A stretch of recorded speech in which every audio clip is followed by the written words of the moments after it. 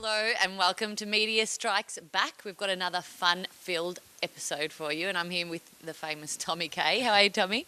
Good. How are you, Maris? I'm good, thank you. Now, you caught up with the electro dude, Ben Evans, I hear. I did, yes. Ben Evans and his mate Senard. They're a bit of a team. Yeah, they put together music festivals. They do, yeah. This one was Colour of Sound. It's very, it's not your normal kind of, not even a normal trance. It's kind of trance mixed with a whole heap of other stuff. Anyway, they talk about it better, so we'll let them say it. But they've done a few. They were in their Melbourne tour. Yes, they had a tour happening. Yeah. They were going up the coast and everything, so they've got these planned all over. Okay, so all over Australia. Yeah, and Senard was from Adelaide. I think they met at a festival one time and they just teamed up and now they're putting on all these gigs, which is great. I'd love to go hear what it's all about. Let's go have a look. Well, I've just figured out that this is a shotgun mic, which I'm pretty excited about. It's a pretty cool name. But what's more exciting is we're at, this will be Colour of Sound. I'm here with Ben and Senard from Artifact, who run these nights. How are we going, guys? Yeah, really good. Pretty hectic. It's been a long lead up into this party, and Senad's sort of taken the reins whilst I've had to work today. So it's been really good. Yeah. So now, trance, is that right, or is there a term different to trance? What's going on here? Well, I'd say how it's coined, trance, I suppose, is I suppose it's been coined in a rather dirty fashion over the years, but we like to see it as like it's psychedelic culture. What we do, otherwise known as doof, I suppose. It's psytrance, psychedelic. It's all about sort of that state of trance, I suppose, rather than that genre.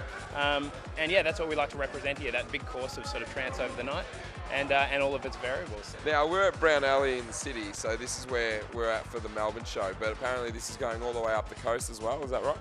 Yeah, we're going to travel up to Queensland tomorrow after this, which is going to be rather difficult. Yeah, we got an 11 a.m. flight, and then over to Sydney for our version up in Sydney. So. And what time does this finish up tonight? Or tomorrow? Tomorrow morning, yeah, 8 a.m. In time for Macca's brekkie. So finish the show, Macca's brekkie, and then we go to the airport. Pretty much, yeah. So we've got to try and liaise with all of the artists to make sure that they arrive, because we are flying Tiger and they're grueling and ruthless. Don't fly Tiger! No, I know. But look, I mean, musician's budget. And you guys sort of play, you're playing back to back tonight. You play at about, what, 3 or 4 in the morning? Well, yes, it's supposed to be kind of a surprise, and I told you not to tell anyone, but... That's all right. Yeah, it's all right. Like, nobody would hear it now. No one will hear now. I'll start playing, and then Ben would join me, and we will play back to back. Yeah. And then they would continue. Well, we want to like keep this going, because more than anything else, like the bottom line is it is all about music for us. And probably the best times I've had personally was the times that I've been doing back to back with Ben at these parties. So it's my party. I want to do it, of course. It's my party. I want to do to it. play longer. So in terms of trance now, trance back, I mean, it's been around for a while. Obviously, we're in a pretty good place in Melbourne for trance. Is that right? Yeah. Oh, it's really well supported here. I mean, especially the psytrance or the psychedelic community, because that's what it's all about. It's all about sort of a community and building those formations with each other, and that's what appeals to us about it the most.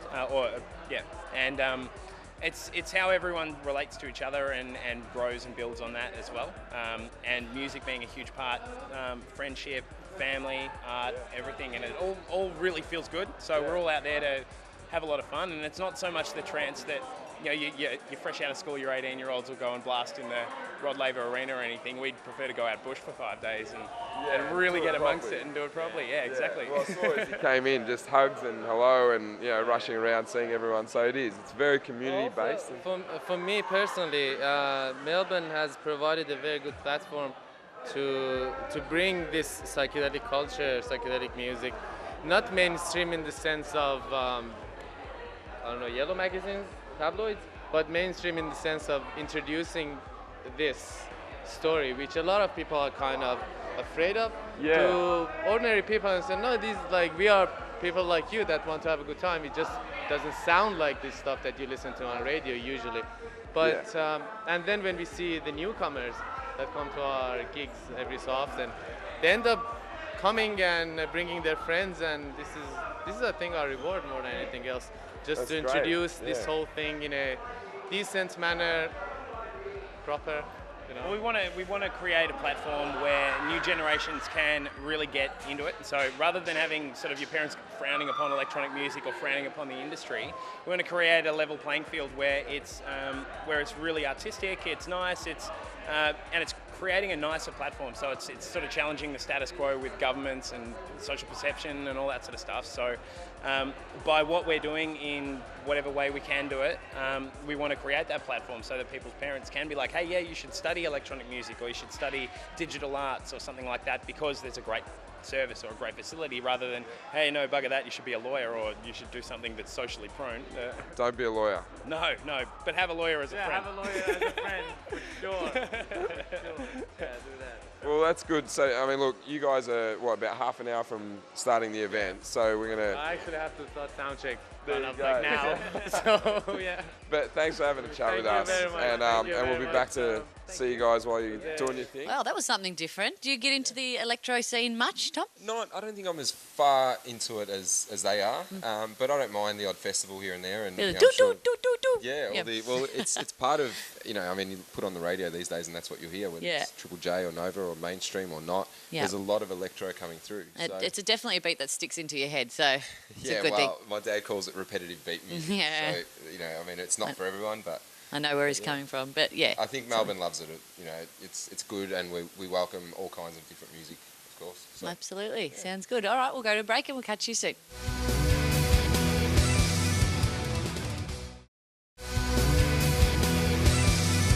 Welcome back, everyone, and I'm sitting here with the lovely JD. Hey, how are you? I'm good. Yourself? Yep, I'm great. Now, here you've got something special for us. I do something special, something new, because Media Strikes Back is all about Melbourne and the community behind it. It is, JD. So I thought, you know what, Tommy's got his dating side of things and wants to talk about sex, rucka. But look, I love Melbourne. It's where I've grown up, and I'm never going to go anywhere else because Melbourne has everything. I hear you. Culture, people, everything. I'm Melbourne born and bred too, Excellent. so I Good know to what you hear. mean. I'm sure everybody at home from Melbourne thinks exactly the same thing. So I thought, why don't we actually go out and meet some of the people of Melbourne that have these different passions? Because I speak to different people day in, day out, and they strike me with what their passion is and what they do in life. And their expertise and things, yeah, exactly. absolutely. And it comes out of nowhere. So who'd you speak to this week? I spoke to Sarah Lund, Right. and her passion is running. Right. And her passion is, let's go to the Olympics. So Okay. I caught up with Sarah, and this is what she had to say. Yeah? Hey. All right, here we go. JD's taking on Sarah, the Sarah Lund. Here we go. On your marks, get set, go! Yeah, we'll let it go, eh? It's a bit too much for me. Okay, so tell us a little bit more about yourself, because that's what we want to find out about. We want to know all about Sarah Lund and her running. What are your aspirations? What do you do on a day-to-day basis, and where are you going? Well, obviously, like a lot of runners, my overall goal is to go to the Olympics one day eventually. But I think you have to make a lot of small goals along the way to get there, and there's definitely a lot of preparation and nutrition, a lot of different exercises you have to do, a certain amount of kilometres per week. You have to, get enough sleep. There's like a lot of different sacrifices you have to make, but in the end, it's not actually a sacrifice because it's what you want to do. So, yeah. Yeah, so at the end of the day, it is about your passion. Yeah. And you touched on a few things there, so it's not just getting out there and actually running on the field or, just doing those stretches to help you sort of extend your body. You've actually got to concentrate on a lot of other things like your nutrition, so your eating habits. Yeah. And then, as you said, some sacrifices, so they might be, going out on the weekend or something like that. Is that correct? Yeah. And I try and run every day. Like usually on a Monday I'll do a session. I'll do it here. I'll do that on Wednesday as well. So 2 track sessions a week. Then on a Tuesday, Thursday, I'd usually do about 15k easy. Okay. And then on a Friday, just about 5k, like really relaxed, slow running. And then I'd have a race on a Saturday. Okay. And then Sunday would be the longest run of the week, like about 20k. Okay. So, yeah. So for a lot of viewers at home, they're probably sitting in their chairs at the moment going, 15, 20k, that's nuts. How did you work your way up to that? I mean, obviously you started at an early age, but Yeah. for someone at home that sort of goes, wow, that's quite inspirational. I want to run that 20k's on a Sunday. How would that average person at home be able to achieve such a thing? Well, like anyone can do it, and that's the great thing about running. Like you can do it anywhere. You can just get out and run with your shoes. You don't have to be part of a gym. You don't have to even have a coach. Like you can just start by just doing like a run walk, just like go around an oval or like along the beach. And just start do like a minute jog and then just a little bit of walking and then just build your way up. Do less walking in between, and then gradually get up to about 5k. And even that might sound like a lot, but that's really achievable. And even have something to aim for. Like you should have like a fun run in mind or something that you're actually wanting to do, and then you've got that's a lot easier to achieve your goal when you've got something that you want to get to. Definitely, and there is quite a few runs here in Melbourne that happen. Obviously, we don't know all about them because you'd know a bit more, given that you do a fair bit of racing. Yeah. Would you say that you do a race every week? At the moment, last week I did one race this Sunday just gone. I did 2 races the week before that, but I'll usually try and not run every week because I've already had a few injuries from doing too much.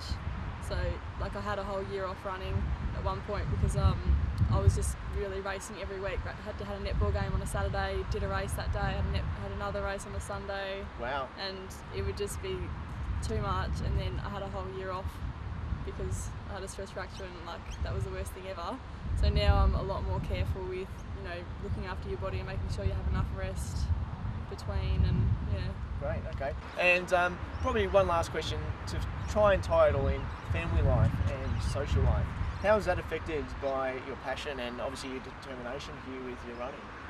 Well, it's actually like my family and everyone's really supportive, and everyone knows that I'm just trying to achieve my goals. And my sister even comes on her bike sometimes and rides with me when I'm doing my easy runs. And it's really good because she's got flat tyres on her bike and she just can't even keep up. But it's really good, and and it's like everyone's just really supportive, so it's really good. And my mum's always like trying to make healthy meals, and because I'm a vegetarian as well, so it's throw that into the mix. Yeah, so she thinks I'm a bit fussy, but you've got to do. I think you just got to do everything that you can, and like I can't go out some nights. Like all my friends will be going out like clubbing or doing something, and I won't go and I won't be drinking. But I can still have fun without drinking, and it's not really about that for me. So yeah. Fantastic. Well, thank you very much for having a chat to us today. Thanks. And all the best in the future. We certainly will be watching you and hoping that you can get to the Olympics. So we'll be spurring you on. Thanks so much. No worries. Now we've been doing some interesting dating challenges, as you saw last episode, where the lovely ladies had to get some phone numbers from complete strangers. Yana, you did amazing, I have to say. Thank you. This week, it was the boys' turn. So how did we go, JD? Well, look, we'll discover that one in a second, but I'm a little bit disappointed in Tom. Yes. And I think you guys will probably find out why in a second. Kudos to Yana, who gave me a few tips. So why don't we check it out, and then we'll maybe come back and discuss Tom's answers. Let's see what the expert got up to. And this morning's challenge, these two lovely lads are with me. And what are we up to today, lads? Well, trying to get some numbers. Yeah, and I'm a little bit disheartened because I didn't think I was going to get you up against this classy young fella. He's just trash talking. Trash talking? No, I'm not, man. Like, he's hot. I look like I'm from like the 80s or some shit. Alrighty, guys. The purpose of today is to get ladies' numbers. Right. Anything goes. Now we will be using iPhones for recording the audio. Got it. Ready Check. to go. We will also, our lovely young cameraman Dale, if he would come in, will be sneakily using a small camera as well. He doesn't look inconspicuous at all. Hang on a second. If there's no rules, then no rules. Oh, then he's taking the jacket even off. up the game. Oh, I got to stylish like this guy. Well, look, I got my backpack, so I'm going to just go with the tourist kind of like look to start with, and see how we go. I'm going to go with the pity. We'll see what happens. Alrighty, guys. You have 30 minutes. Go. All right, let's do it. Let's do it. I don't like either of those odds. Good night, the lights down. Good night, the lights down. Yeah, he's a freak. And I just wanna turn the lights off. To the hate and the pain, I wanna banish all the demons, but I have to refrain. It's insane the way they had me held down and feeling well now. They try to cast a spell now, Tinkerbell, wow. You really think your phone call can make it hurt more? You probably thought your smart talk can make me fall off. You can't cook beef with a small flame, boy. You can't play me, so don't put me in your game, boy.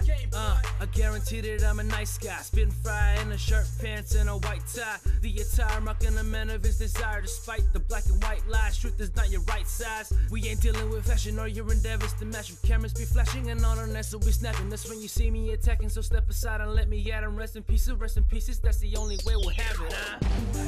Good night, dim the lights down. Wrong thoughts, make it right now.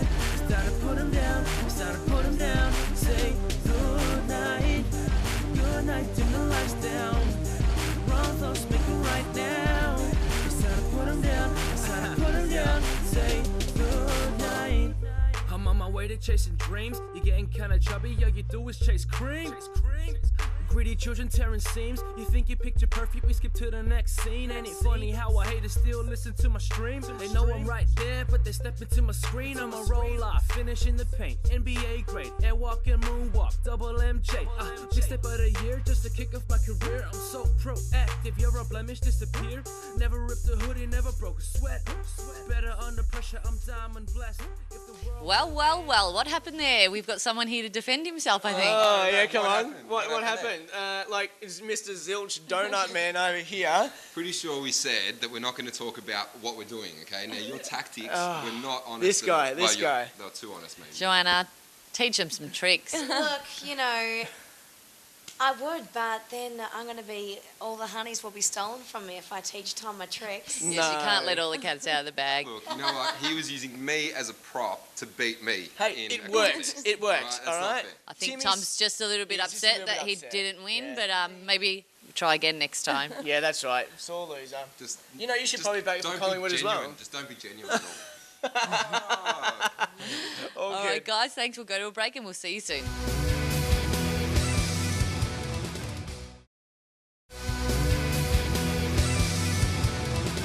Welcome back. We've got the lovely ladies on the couch here with me today, Steph and Shona. Hey, girls. Hello. Thanks for being here. Now, we're about to watch Tom K's dating and sex segment, so I'm very interested to watch this. You've been involved a little bit, I hear, Steph? Yes, I'm in every single scene, actually. Okay. Secret girlfriend here. Oh, Shona thinks it's a secret love affair happening. Oh, well, we'll wait and see how to spice up the long-term relationship. Let's go and see what it's all about. Boring, maybe. All the sparks that were there for the new love are gone, or they're sort of fading.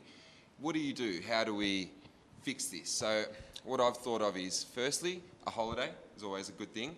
But remember, this is your chance to reconnect. So don't get on the plane together and start reading separate books the whole time. All right? So it's about reconnecting. And remember as well that just because a change is as good as a holiday doesn't mean that a holiday will change everything. So it's a good choice, but also I think, so we've got the holiday. The other option is communication. Talk to your partner. So if you don't have that honesty, I don't think you can really proceed to get out of your rut that you're in. All right. So, and plus, if it's spicing it up sexually or something like that, if you never tell your husband or wife or your partner that you like, say, dress-ups, you'll never find out that maybe that's their secret biggest fantasy as well. So, honesty, communication, and if it's all failing, just jump on a plane together. But that's it from my perspective. We've got someone here with us, Maritza. Welcome. Hey, Tom. Now, Maritza's got a good spin on these things because Maritza is married. So, relationship-wise, she's our credible source. Well, you seem to know what you're talking about as well. So that's to add to that. Don't forget to go on dates. I think, once you've been in a relationship for a while, you can just bum around in your trackie and say, hey, let's watch a movie and, stay at home or come over and we'll eat popcorn and, Watch junk DVD, food. yeah. Get dressed up, go on dates, spend that special time talking, have a bottle of wine and have a chat, and don't forget to do that. And then, you get in the mood to spice things up later on. So it's a kind of a new experience with the same person. Absolutely, yeah. Just keep it fresh. So is it date night regimented in your relationship? I think it's to a certain point where you're like, hey, we haven't connected for a while, we haven't spoken, especially if we've got little ones. Let's go and spend some time together, just me and you. And how bad would it be if, say, one person in the relationship was feeling this rut and then the other one wasn't? Yeah, I think it's important to try and get each other on the same head level and you know, be on the same page. Really important. Okay. Yeah. Well, anything else you can think of? Well, I think food's always the way to a man's stomach. So if you don't want to go out, if someone doesn't want to go out, put on a nice spread at home and again get the wine out and just do it there and just talk to each other, connect, like you said. Yeah. Get some lingerie, light some candles. Yeah. Okay. So know. lingerie and candles. So without going into specifics, of course, we're on prime time here. Absolutely. But spicing it up in the bedroom. How? I mean, what advice would you have? Not as in, you know, like, let's look at this in a nice way, but what advice would you have and how would you go about getting that conversation started?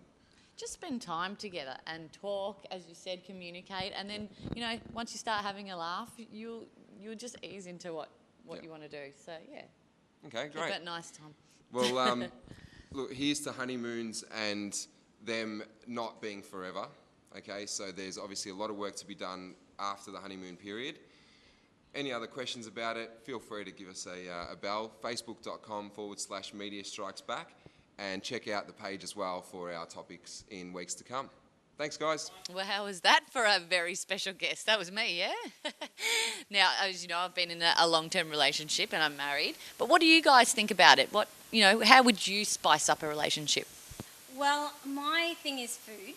I love food, right? And The way to a man is his stomach, they Yes, say. yes, absolutely. As long as you can cook good. yeah, I think it's a cultural thing, but definitely food. Okay, and Shona, how about yourself? I don't know, just about keeping your individuality. So being together, but also like living your separate lives as well, not always having to do everything together. So when you do spend that time together, it is a lot more enjoyable and you really respect each other a bit more. Absolutely. Hear, hear. So if you want to be the subject of Dr. Tom Love's next week's question, just get in contact with us on our Facebook page or our website, mediastrikes.com.